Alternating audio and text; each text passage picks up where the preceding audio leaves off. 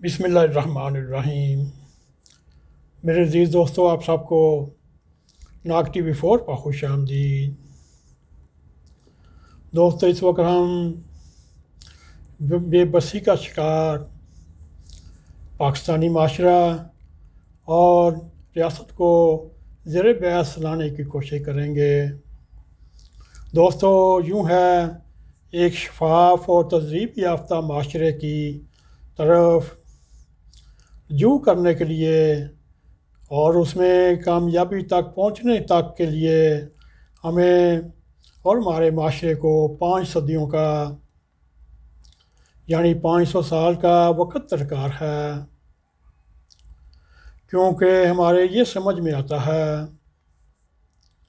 ये मुल्क 1000 साल तक दूध पीने वाले, थैंक यू बोलने वाले मजनुओं का घर बन चुका है, जो इस धरती के लिए रोमियो जूलियट के ब्रूटस साबित हो रहे हैं, चाहे वो ऑक्सफोर्ड यूनिवर्सिटी के पढ़े हों, चाहे वो तरीम याफ्ता हों, चाहे वो बैरिस्टर हों।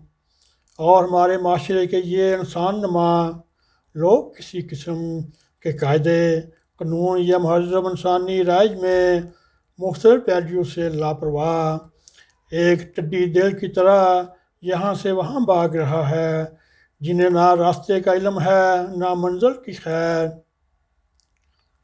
चनाचे कमो बेश दो अढ़ाई हज़ार पौका परस्त और चलावे और सियासी बोने और तकरीबन इसी तादाद में नौकरशाही और दीगर इदारों के लोग मुल्क के इक़्तिदार की शहरत को दबाकर इसे गिद्धों की तरह और कीड़ों की तरह नोच रहे हैं।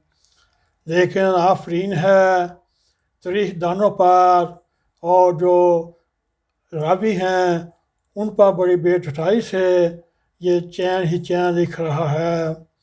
दोस्तों, तहज़ीब व तमद्दुन की रवायात रखने के दावेदार और उसके माशरे के बाबो बस्ताव का शायद अभी तक फ़कत ये तय नहीं कर सके कि पाकिस्तान की जगराफियाई हदूद की अपनी भी ज़ाती तहज़ीब है या नहीं, या दूसरों की तहज़ीब व तमद्दुन के ऊपर गुजारा करते हैं।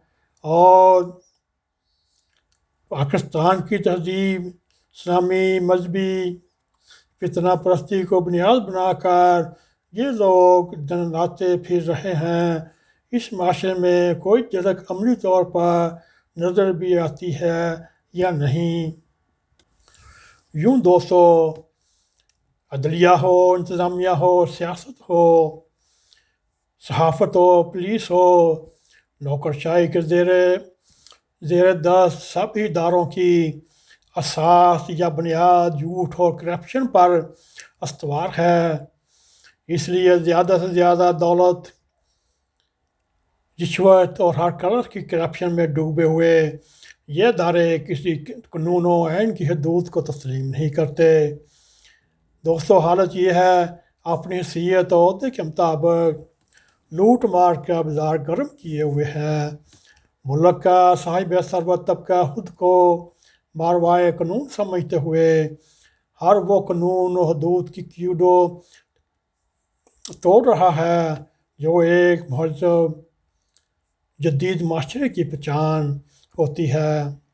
दोस्तों, बदकिस्मती से इस वक्त हमारे ऊपर जो लोग मसलत हैं वो उनका ज़्यादातर दारोमदार तवीज़ गंडे और पी परस्ती का शिकार हमारे इस माशरे में अब दो ही तबके सांस लेते दिखाई देते हैं। एक गरीब, बहुत ही गरीब, दूसरा बहुत ही अमीर। मिडल क्लास तबका जो किसी भी माशरे में रीढ़ की हड्डी हुआ करता, वो यस्सा गैब कर दिया गया। हराम की दौलत जादू की तरह सर चढ़ कर बोल रही है। मुल्क की सिविल सोसाइटी जो माशरे में रूह की तरह होती है, यह भी आज़ाद नहीं बल्कि किसी न किसी की ज़ाती जुम्बश पर हरकत करती है। वैसे दम सादे इस किस्म के माशी नाहमवारियों का तमाशा देखती है। दोस्तों, वो वकला हों صحافیوں، ڈاکٹر ہوں، ٹرانسپورٹر ہوں، رکشہ ٹیکسی ڈرائیور ہوں، ریلوے ہو، ہوائی اڈوں ہوں، ایئر لائن کے ملازم، غرض کے سب کا اپنا اپنا مافیا ہے جو اپنے مفادات کے لیے ہمہ وقت سڑکوں پر آنے کو تیار رہتا ہے۔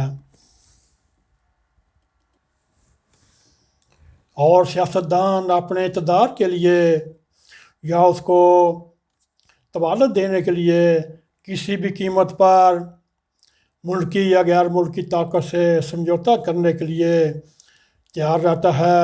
دوستو، جس کا جتنا قد اور جس کا ہاتھ جہاں تک جاتا ہے وہ ملکی دولت کو ٹڈی دل کی طرح چاٹ رہا ہے اور غیر ملکی بینکوں میں کھربوں ڈالر سرمایہ اکٹھا کر کے پاکستان کی جڑوں کو کھوکھلا کر رہے ہیں، بلکہ کھوکھلا کر دیا گیا ہے۔ اس بندر بانٹ میں دوستو سول ہو، ملٹری بیوروکریسی ہو، چاہے وہ میڈیا ہو، سیاستدان ہو اور کھرب پتی بزنس اونر ہو، سب ہی اس جرم میں برابر کے شریک ہیں۔ چنانچہ ایسے میں پوچھے کون، آئینہ دکھائے کون، احتساب کرے کون۔ آئیے آپ کو پاکستان کے نظام تعلیم کے بارے میں بھی کچھ عرض کرتے ہیں۔ ملک کا نظام اس وقت اپنی تباہی و تنزلی کے آخری دودھ کراس کر چکا ہے۔ کسی بھی ذمہ دار کو سمجھ نہیں آ رہی پاکستان کا نظام کیسا ہو۔ ملک کا وزیر اعظم پہلے ہی انگریزی کا دشمن ہے، کیونکہ اس نے آکسفورڈ، ایچیسن کالج اور مختلف یونیورسٹیوں سے تعلیم حاصل کی، جو اس وقت پوری دنیا میں 99% انگلش میں جدید علوم ہے، اسی زبان میں ہے، اور اسی قانون کے تحت نظام تعلیم ہماری پروان چڑھتی نسل کو کنفیوز کر رہا ہے۔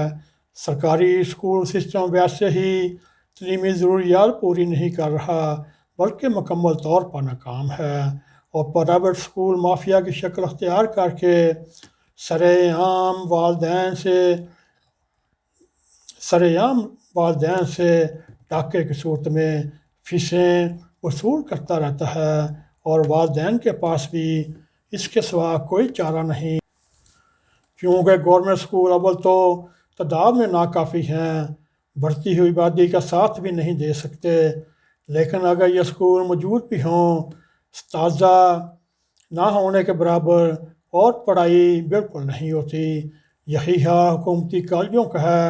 اسی لیے ہماری کھچڑی زدہ نظام تعلیم رکھنے والے ملک کی تعلیم کو بیرونی دنیا میں سرن ماننے سے انکار کرتے ہیں، اور اسی طرح باہمی رشتہ داریوں ہو، دوست احباب کی منفی رویے بھی ہیں، جہاں شفافیت کھلے دل سے کوئی بھی میل ملاپ نہیں رکھتا۔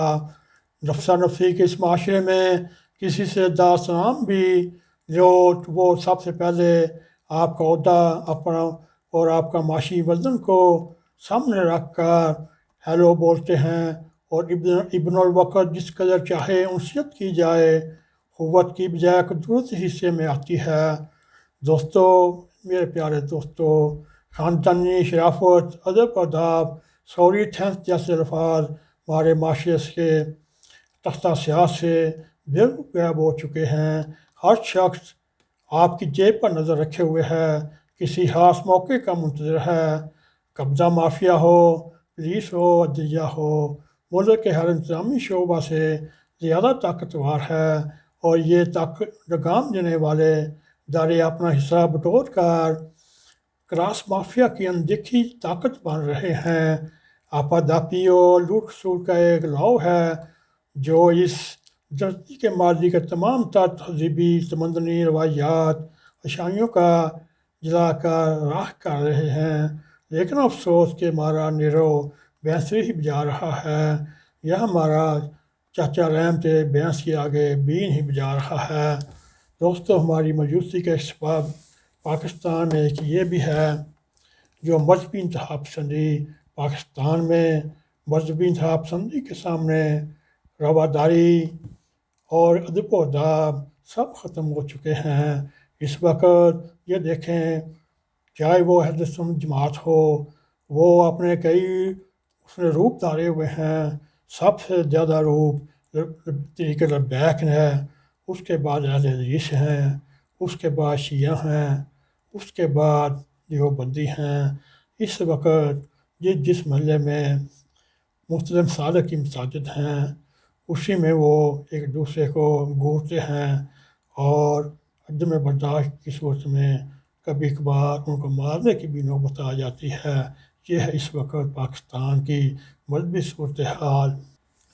اور اگر کبھی پاکستان کی سالمیت کو خطرہ ہوا تو وہ یہی شیعہ سنی وہابی دیوبندی یہی ہیں، اور اس میں نہ جماعت احمدیہ کے ممبران کو پاکستان میں رہنے کی ضرورت ہے، نہ شیعہ کا، نہ کرسچن کا۔